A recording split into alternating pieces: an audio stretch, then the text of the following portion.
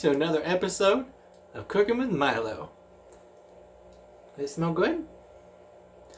In this episode, we're going to be showing you how to make one of my favorite dishes. We're going to be making chicken and dumplings. As always, the recipe is going to be in the description down below, so you can follow along at home.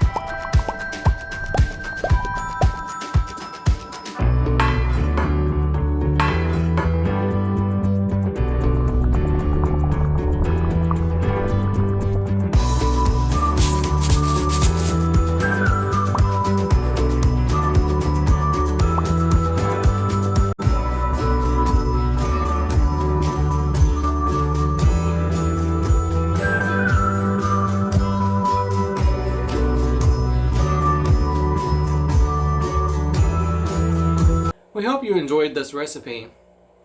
If you'd like to see more, don't forget to hit that like button and show your support. You can also hit the subscribe button as well, so you'll be notified every time that Milo and I upload a new episode. If you know someone else that would like our videos, don't forget to share us. Happy Tales!